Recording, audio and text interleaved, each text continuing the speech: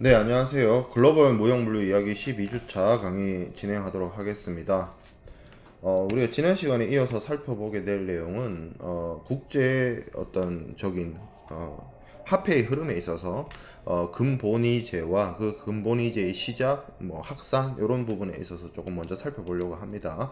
어, 뭐 전쟁과 관련돼서는 제가 간략하게 7년 전쟁이나 나폴레옹 전쟁과 같은 사건들이 있었다라고 말씀을 드렸는데, 이 시기는 이제 아무래도 영국이 대영 제국 박스 브리타니아를 구축하고 있던 시기였죠. 하지만 실질적으로 보면 영국이란 나라는 섬나라고 조그마한 나라였죠. 그렇지만 그 본토보다 훨씬 넓은 땅들을 어떻게 보면 지배하에 있었는데, 그러한 그 해외 식민지로 많은 사람들을 보내고, 그리고 많은 지역에서 전쟁을 수행을 하다 보니까, 특히 또 가까운 프랑스하고의 식민지 쟁탈전, 그런 것들이 이루어지게 되죠.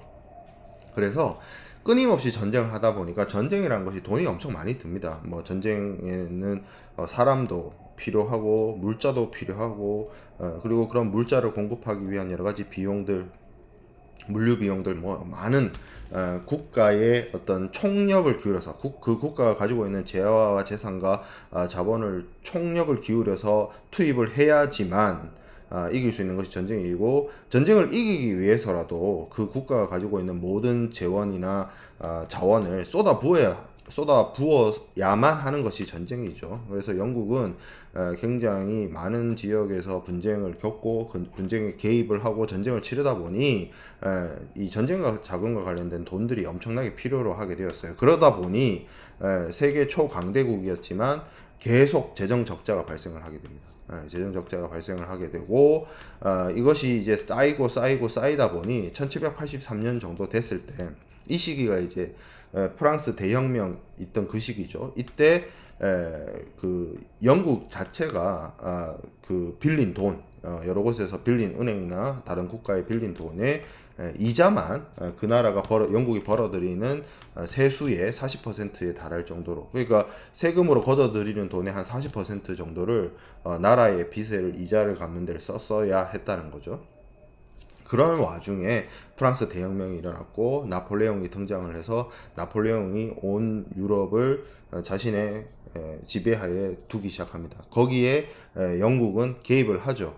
그래서 결정적으로 영국이 워털루 전쟁, 프로이센과 동맹을 하긴 했지만, 이 영국이 나폴레옹의 백일천하를 끝내면서 어떻게 보면 진짜 대영제국의 시대로 넘어가고, 그 나폴레옹이 권력을 빼앗기는 그런 사건이 일어나는데, 근데 그 나폴레옹의 그 짧지만 강했던 그 전성기에 일반적인 시민들이야, 우리야 훗날 역사를 바라보는 사람이 되어서 나폴레옹이 패배했다는 것을 알고 있지만, 그 당대를 산 사람들의 입장에서는 나폴레옹이라고 하는 어떻게 보면 당대의 어떤 영웅이 온 유럽을 자신의 지배하에 두는 시기였기 때문에, 영국의 소시민의 입장에서는 그 전쟁이 영국이 질 수도 있고 이길 수도 있는 그런 상황이었어요. 만약에 이렇게 영국이 재정 적자가 심한 상태에서 나폴레옹하고의 전쟁에서 패배하게 된다면,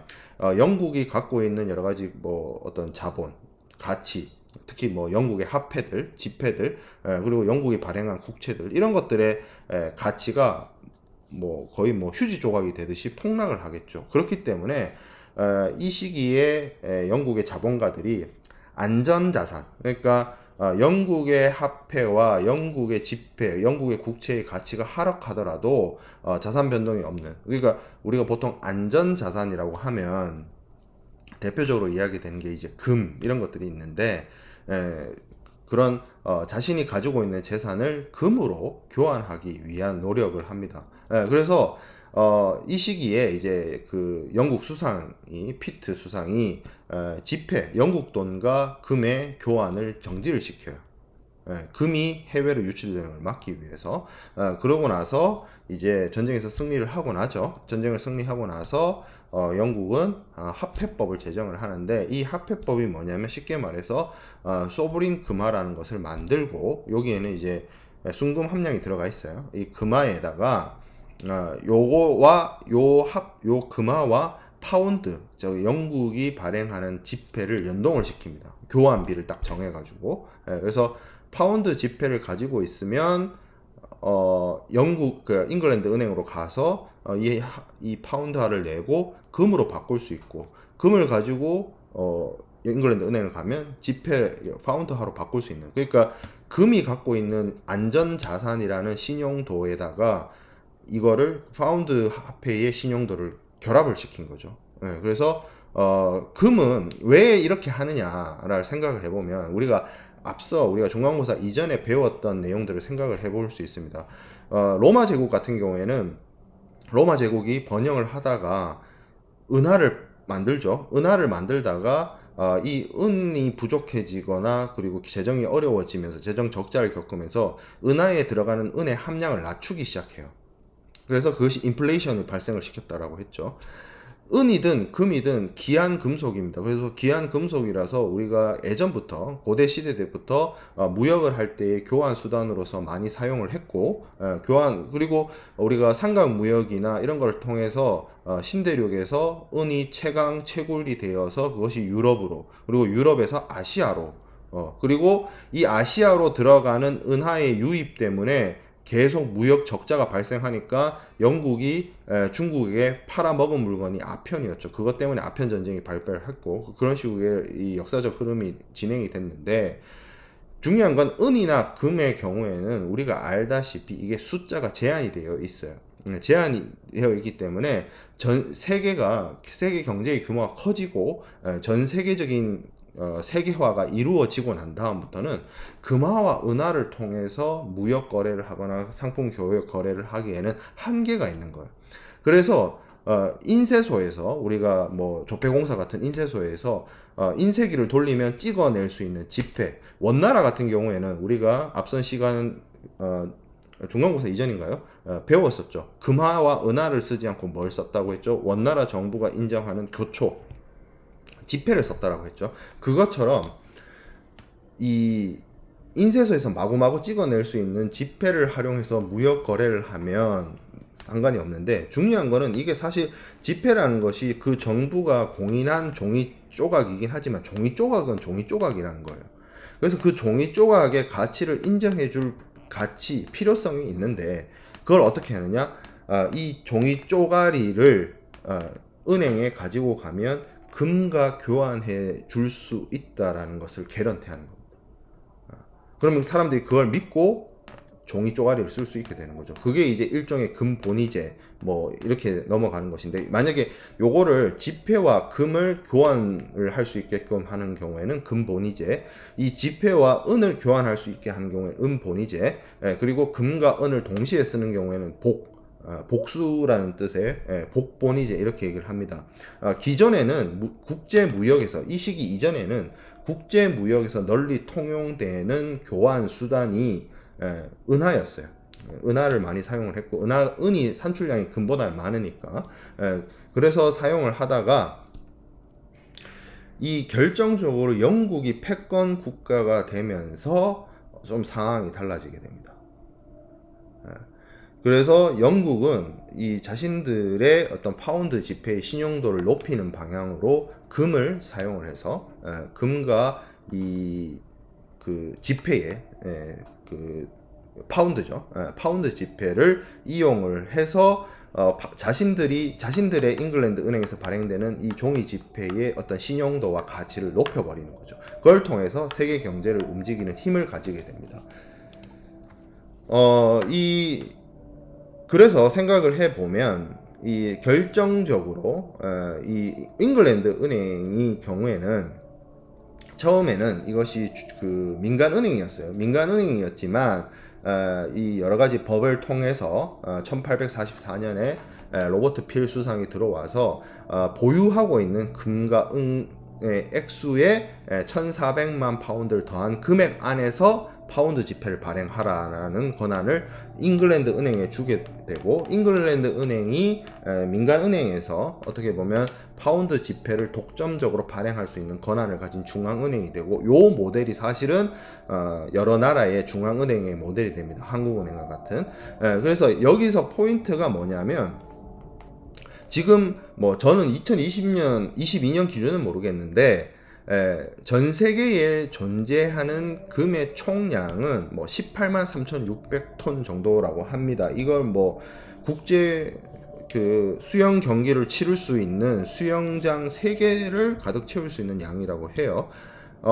그런데 이 양이 절대 많은 양이 아니에요. 전 세계에서 무역으로 이루어지고 있는 그 어떤 경제 활동을 다 경제 활동에서 모두 다 활용되어질 수 있을 정도의 양이 아니고, 그리고 그걸 통해서 발행되는, 그거와 교환을 할 수 있다라고 해서 발행되는 파운드화를 그만큼, 예를 들어서 이런 거죠. 실제로 파운드화가 이제 유통되는 정도가, 예를 들어서 임의의 숫자입니다. 제가 그냥 말하는, 예를 들어서 500조 파운드라고 쳤을 때 그 500조 파운드만큼을 사실은 이 근본이제의 그 개념 하에서는 잉글랜드 은행이 금을 500조 파운드만큼을 가지고 있어야 되는 거예요.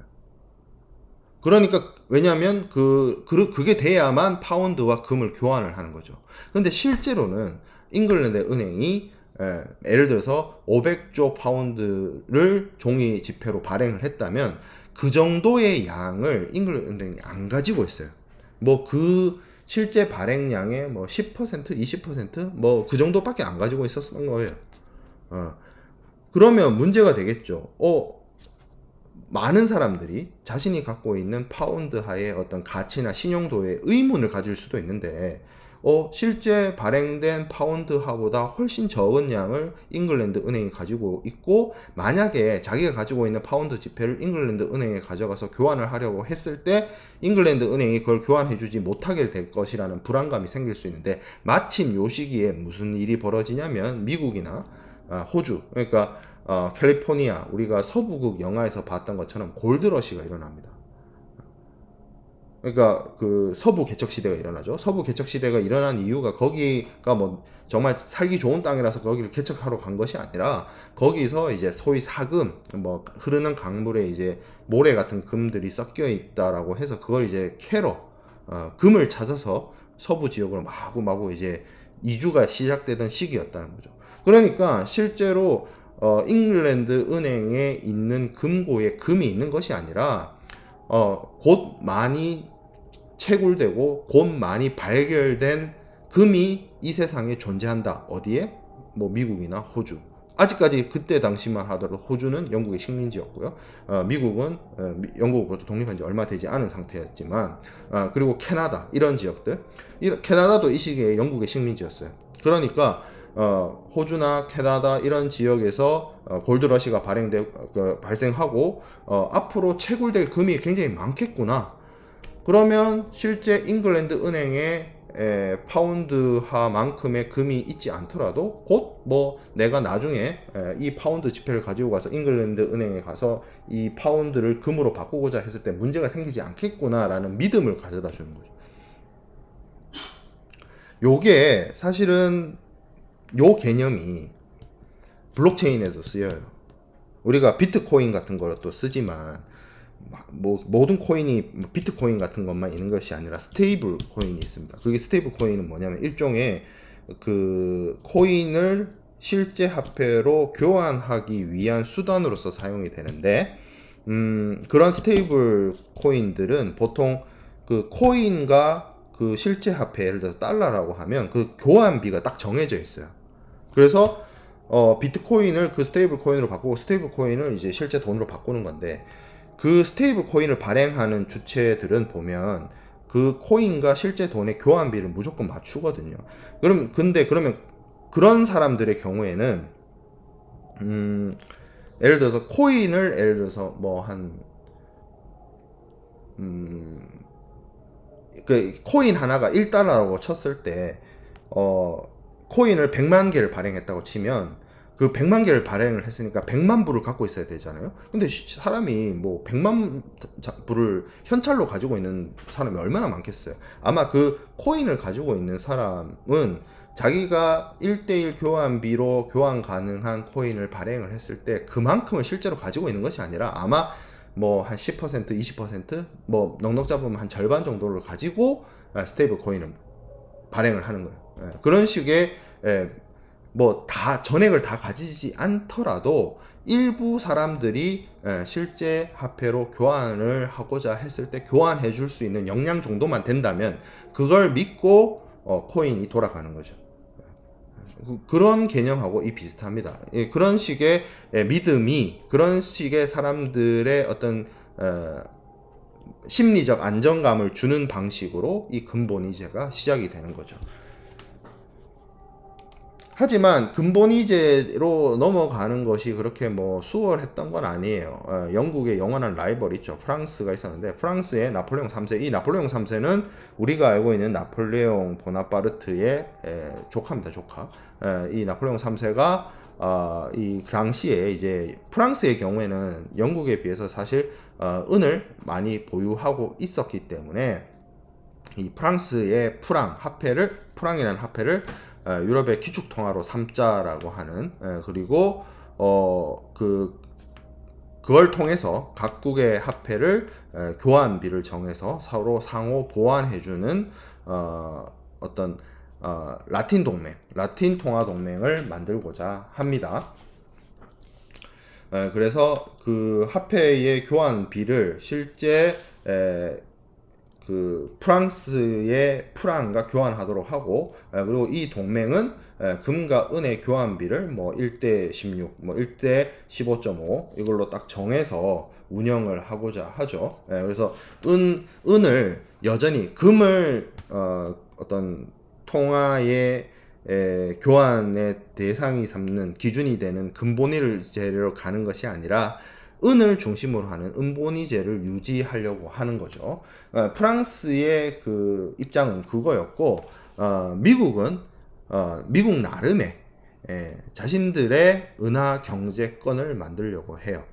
미국 그 당시에 이제 공화당은 미국 내에서 생산된 은을 매입해서 그 매입한 은을 가지고 은화를 발행하게끔 하는 법을 만들기도 하는데 이것과 관련해서 미국이 근본위제를 하느냐 은본위제를 하느냐를 가지고 미국 내에서도 굉장한 격렬한 논의와 논쟁이 발생하게 됩니다. 그래서 주로 미국 내에서도 근본위제를 주장하는 사람이 있고 은본위제로 가야 된다는 것을 주장하는 사람이 있는데 근본위제를 주장하는 사람들은 주로 동부 뉴욕을 중심으로 한 그런 어떤 금융가들이었고 은본위제를 주장하는 사람들은 상대적으로 은을 채굴할 수 있는 강산이 있는 미국의 서부 지역 그런 쪽의 사람들이 은본위제를 주장을 합니다. 그래서 1896년에 미국 대통령 선거에서 공화당 후보는 근본위제의 존속을 주장을 했고 민주당 후보는 금과 은을 같이 사용하는 금은 복본위제를 주장을 해요. 근데 이 선거에서 미국 공화당이 승리를 함으로써 미국은 근본위제로 넘어가게 됩니다. 자, 그 외에도 일단 유럽에 있어서는 영국이 대영 제국으로서 영국이 가지고 있는 막대한 식민지 그리고 그 식민지를 유지할 수 있는 강력한 해군력 그리고 그 해군력을 통해서 오는 여러 가지 정보 능력 그리고 영국이 가지고 있는 어떤 은행 뭐 보험 이런 금융의 힘으로 전 세계를 장악을 합니다. 그리고 전 세계를 장악하고 그리고 세계 무역의 네트워크를 영국이 주도하게 되죠. 그리고 세계 무역 네트워크를 영국이 주도하면서 이 세계 무역 네트워크의 결제 시스템도 결국에는 영국의 화폐인 파운드를 사용을 해서 파운드가 쉽게 말하면 세계적인 기축통화가 되는 거죠. 지금 여러분들이 생각할 때 우리가 국제무역에서의 기축통화는 달러죠. 미국의 화폐인 미국의 지폐인 달러인데 이 시기에는 19세기 이 1800년대 이때에는 영국이 발행한 파운드화가 오늘날의 달러화 역할을 했다는 거예요.